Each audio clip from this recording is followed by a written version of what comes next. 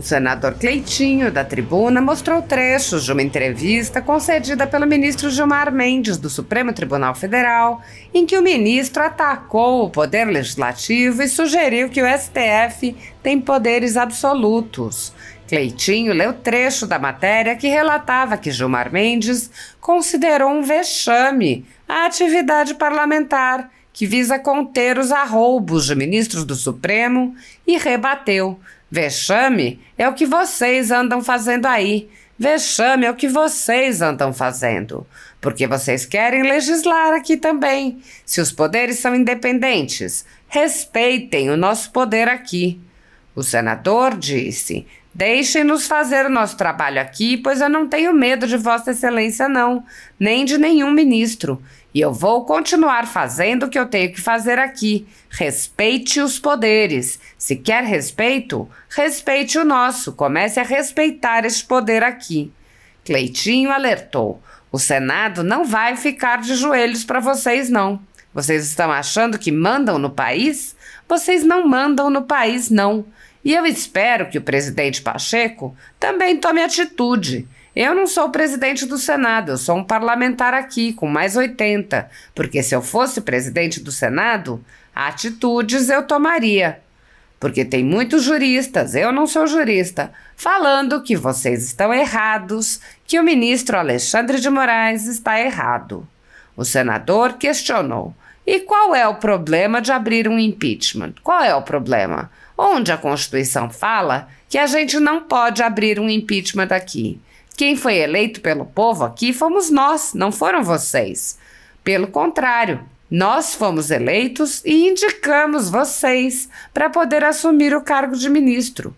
Eu, particularmente, nas duas indicações, votei contra. Até agora, votei contra. Então, estou tranquilo, minha consciência está tranquila. Respeite este poder aqui, que esse poder aqui é eleito pelo povo. Eu tive 4,5 milhões de votos lá dentro de Minas Gerais. E você, quantos votos teve? Cleitinho sugeriu aos ministros que se candidatem nas próximas eleições e disse: eu queria ver vocês na rua, pedindo voto, fazendo campanha na rua, com bandeira. Queria ver vocês baterem na porta da casa do cidadão e falar assim: o que vocês acharam da nossa decisão de descriminalizar as drogas?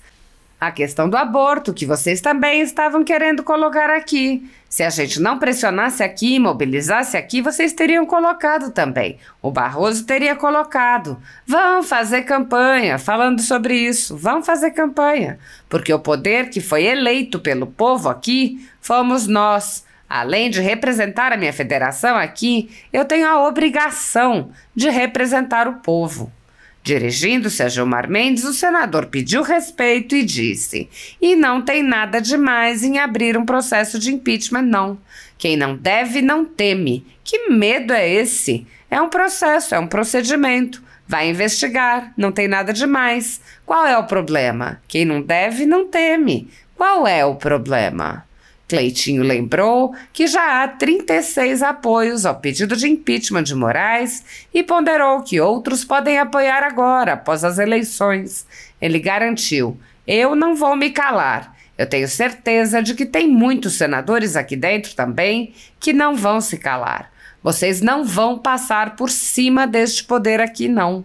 Aqui tem muito homem aqui ainda, tem muita mulher aqui ainda que defende o povo e que defende o poder. O recado está dado, ministro Gilmar Mendes, Vossa Excelência. A concentração de poderes nas mãos de poucos senadores vem há anos levantando questões sobre a representatividade do Senado e até sobre a utilidade dos senadores, já que o colegiado pode ser ignorado pela vontade de um único senador, como ocorre com os pedidos de impeachment de ministros do Supremo Tribunal Federal. Embora a apreciação dos pedidos seja responsabilidade do Senado Federal, os presidentes vêm impedindo qualquer apreciação pelo colegiado, empilhando os pedidos em suas gavetas. Sem controle externo, alguns ministros do Supremo agem ao arrepio da Constituição. Em inquéritos secretos, o ministro Alexandre de Moraes, por exemplo, promove uma aberta perseguição a adversários políticos.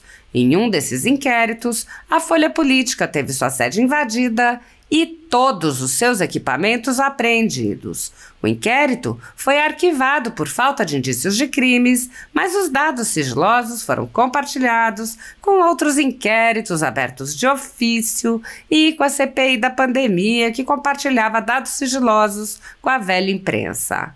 Sem justificativa jurídica, o ministro Luiz Felipe Salomão, ex-corregedor do Tribunal Superior Eleitoral, confiscou toda a renda da Folha Política e de outros sites e canais conservadores para impedir suas atividades. A decisão teve o aplauso e o respaldo dos ministros Luiz Roberto Barroso, Alexandre de Moraes e Edson Fachin.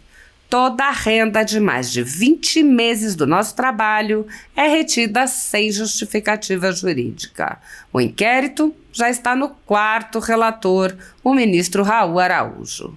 Se você apoia o trabalho da Folha Política e pode ajudar, doe qualquer valor através do Pix, utilizando o QR Code que está visível na tela ou o código ajude@folhapolitica.org.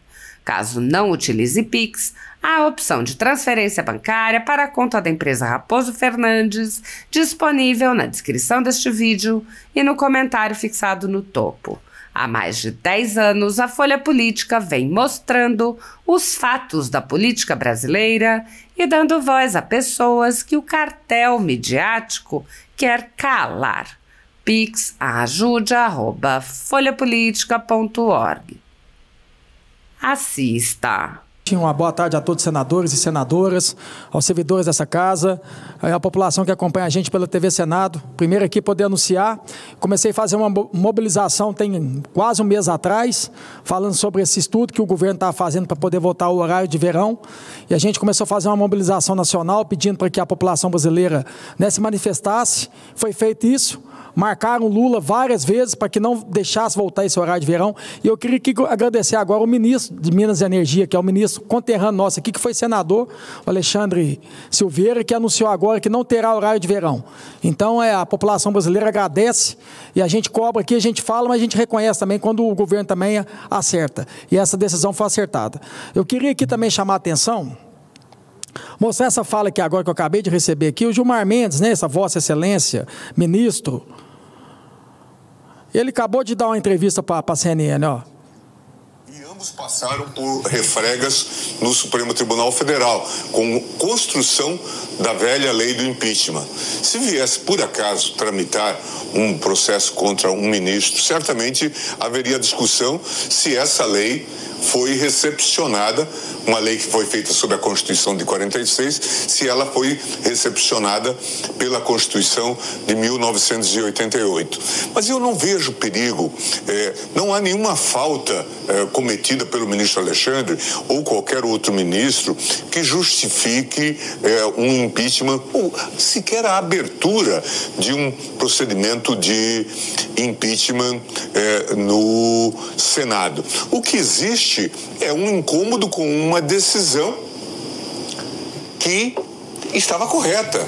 A imprensa mundial reconheceu, a imprensa mundial expressiva reconheceu que era preciso que os estados soberanos parassem essas plataformas hiperpoderosas. Foi isso que ocorreu.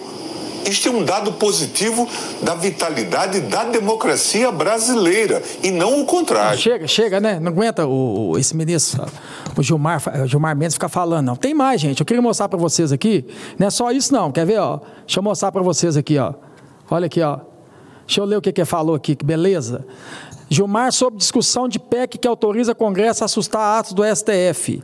Falando que, aqui, ó, o ministro do Tribunal, STF, Gilmar Mendes, da proposta da emenda à Constituição, a PEC que permite o Congresso assustar atos da Corte como extravagante, extrovenga, coisa esquisita, fora do comum. Segundo o ministro, a discussão sobre o texto é um país democrático. É um vexame. Vexame é o que vocês andam fazendo aí. Vexame é o que vocês andam fazendo.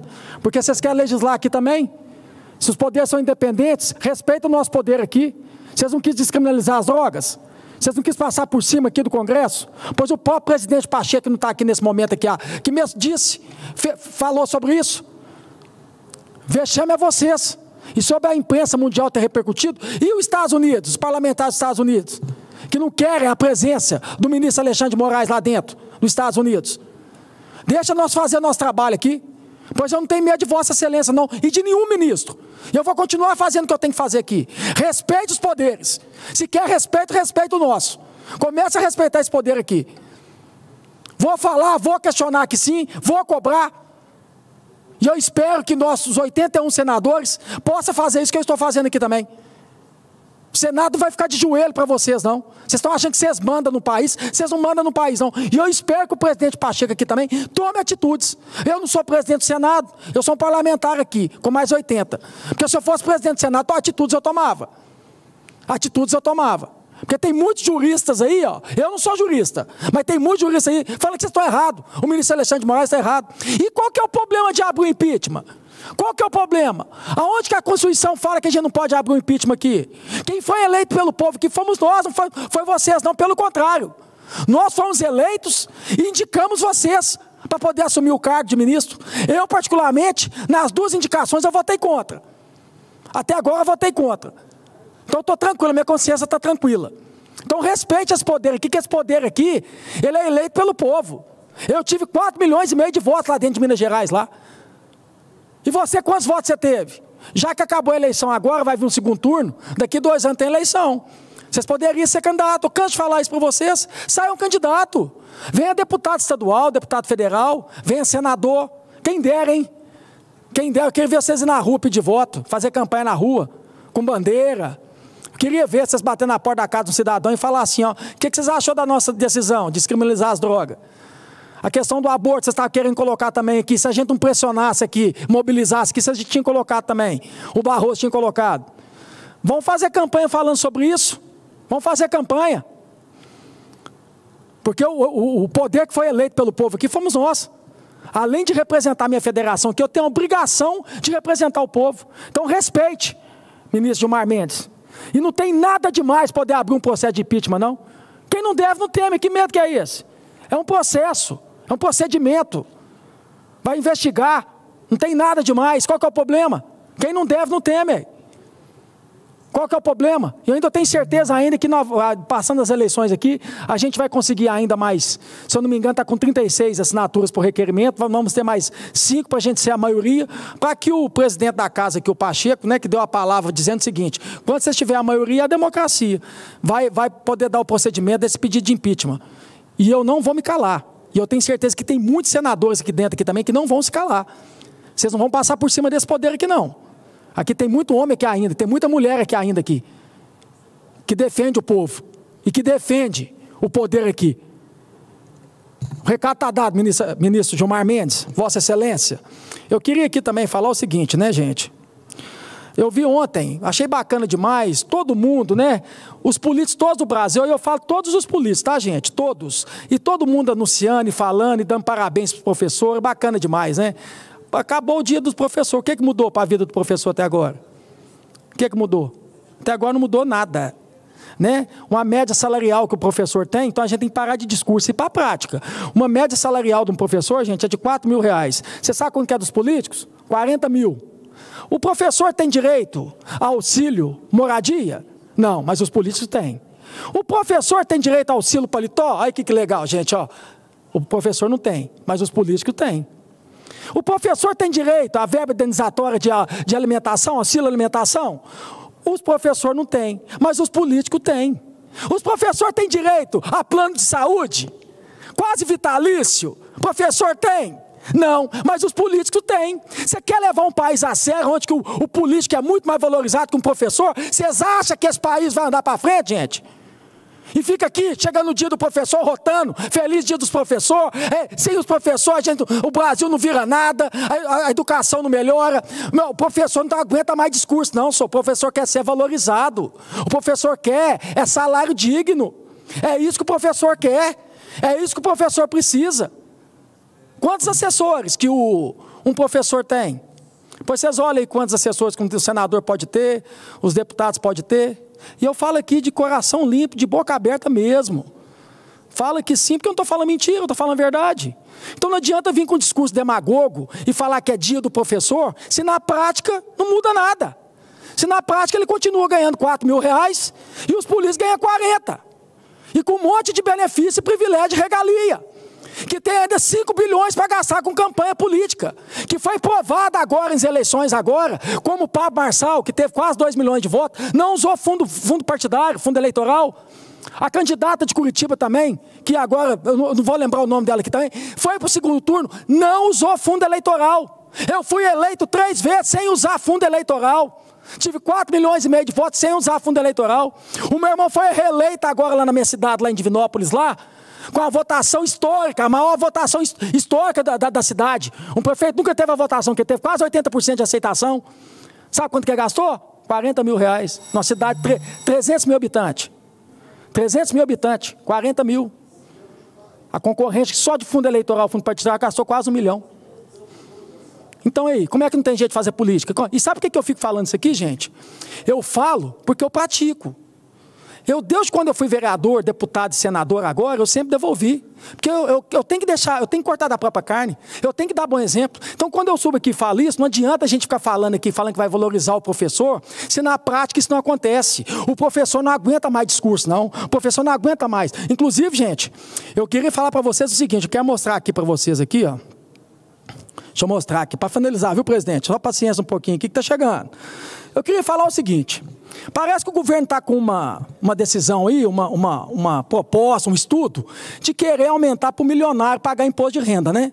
Ô governo, eu vou dar uma sugestão para vocês aqui, para que a promessa de campanha que eu sou a favor, que aquele que ganha até 5 mil seja isento de pagar imposto de renda. E é justo, um que ganha 5 mil não pode pagar 27%, não, como um milionário paga.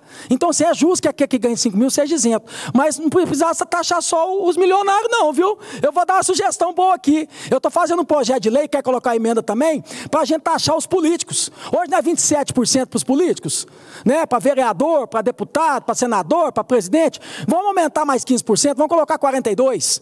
Vamos colocar 42% de imposto de renda para político. Para a gente conseguir bater essa meta para que aquele que ganha 5 mil possa ser isento. Porque aquele que ganha 5 mil, ele não tem direito a privilégio e regalia. Porque não vai mudar muita coisa para nós, não. Nós temos auxílio paletó, nós temos auxílio moradia, nós temos verba indenizatória de auxílio alimentação, tem plano de saúde vitalício, tem um monte de coisa. Então, para nós não muda. Para nós não muda, então tem que ser para nós. Nós temos que cortar da própria carne, é nós que temos. O trabalhador, o empreendedor, ele é fonte de quê? De riqueza. Nós somos fonte de despesa. Então é nós que temos que cortar da própria carne. Aí, gente, eu queria finalizar, presidente, só mostrando aqui, ó, matematicamente insustentável. Um presidente da República, um vice-presidente da República, um presidente da Câmara Federal, um presidente do Senado Federal, 81 senadores, 513 deputados federais, 27 governadores, 27 vice-governadores.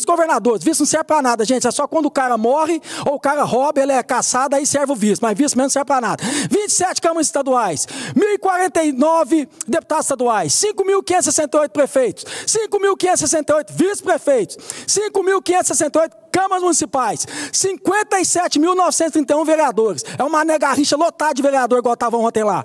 Total de políticos. É a final do Campeonato Brasileiro no Maracanã. 70 mil políticos, gente. 70.794. Tá aqui. Vamos lá, tem mais. 12.825 assessores parlamentares na Câmara Federal, sem concurso. 4.455 assessores parlamentares no Senado, sem concurso. 27 mil assessores parlamentares na Câmara Estaduais, sem concurso. Estimado por falta de transparência. 600 mil, não estou acreditando, esse está até errado, gente, eu vou averiguar. 600 mil assessores parlamentares na Câmara Municipais, sem concurso. Estimado por falta de transparência. Total, 715 mil funcionários não concursados e a maioria fantasma. A maioria ainda tem muitos que são fantasma. E se eu tiver errado aqui, manda me prender. Gasto, 248 mil por minuto. Quase 15 milhões por hora. 35, nossa, só 357 milhões por dia. É isso mesmo, gente. 10 bilhões por mês. Gasto total acima de 128 bilhões. E ainda tem um fundo eleitoral partidário de 5 bilhões de reais. Então, assim, quem tem que cortar da própria carne somos nós, vossas excelências. É nós que temos que cortar da própria carne. O povo não tem que cortar da própria carne mais não, porque o povo carrega o Estado e o governo nas costas. Nós que temos que servir, e não o povo servir o Estado. É o Estado que serve o seu povo. Então fica aqui essa reflexão, viu, gente? Muito obrigado, presidente. Tamo junto.